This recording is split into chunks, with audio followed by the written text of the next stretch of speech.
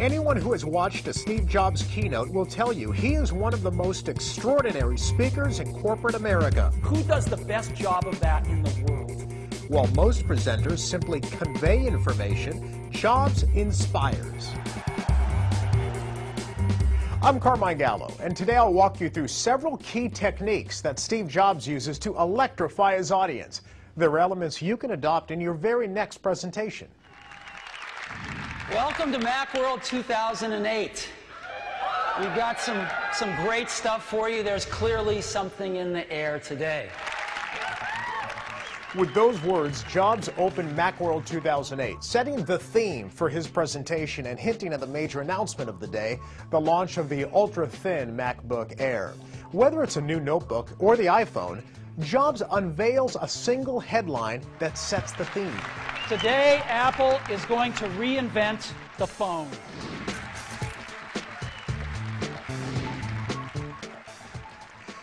Once you identify a theme, make sure it's clear and consistent throughout the presentation. Think of a staff meeting as a presentation. So let's say you're a sales manager introducing a new software tool to help your team generate, track, and share sales leads. You might kick off your meeting this way. Good morning. Thanks for coming.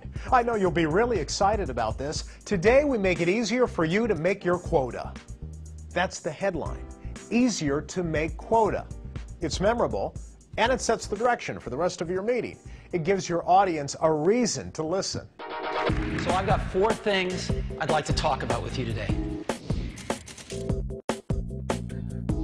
So let's get started. Steve Jobs always provides an outline for his presentation and then verbally opens and closes each section with a clear transition in between. Here's an example.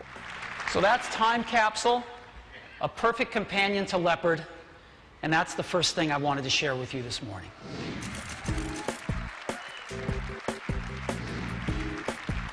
The point is, make it easy for your listeners to follow your story. Your outline will serve as guideposts along the way.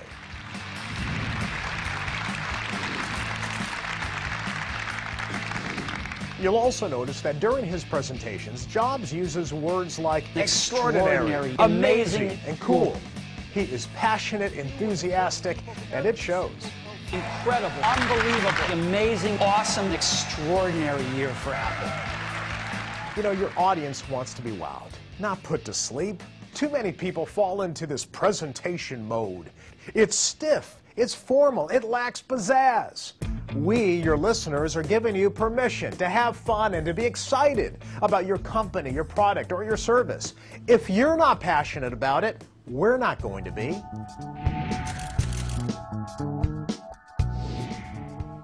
Remember, Jobs isn't selling hardware. He's selling an experience. If you offer numbers and statistics, make them meaningful.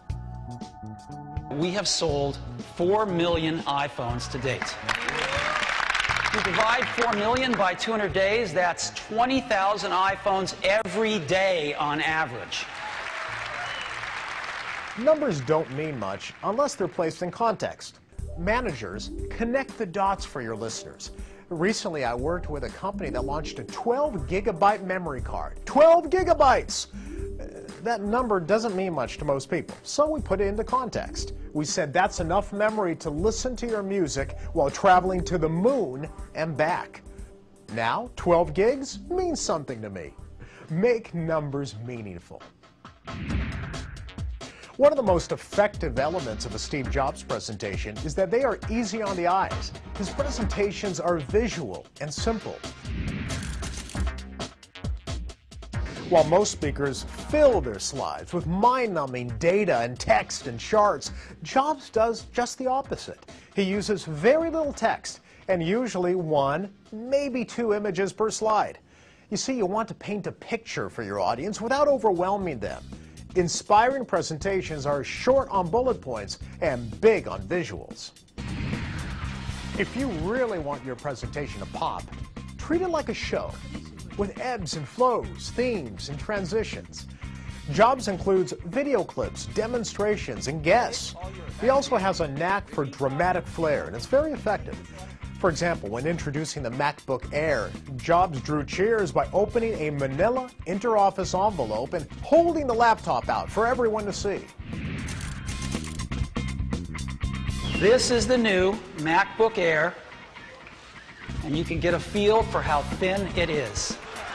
What is the one memorable moment of your presentation? Identify it ahead of time, then build up to it. With a little help from our friends, everything will work today. And finally, rehearse, rehearse, and rehearse some more. Let me show you how easy that is now. Steve Jobs makes it look easy because he spends hours rehearsing. He cannot pull off an intricate presentation with video clips and demonstrations and outside speakers without practice. The result, a presentation that is perfectly synchronized and looks, yes, effortless. Now, the average business person does not have the resources to create a Steve Jobs extravaganza, but you do have time to rehearse. The greatest presenters do it, and so should you. Oh, and one more thing. At the end of most presentations, Jobs adds to the drama by saying, "And one more thing." One last thing. He then adds a new product or a feature, sometimes just introduces a band. This not only heightens the excitement, it also leaves your audience feeling they've been given an added bonus. The point is, Steve Jobs approaches each presentation as an event, a production with a strong opening, product demonstrations in the middle, and a strong conclusion. And yes, even an encore, that one more thing. I wish you a dazzling presentation. For more information, go to bnet.com.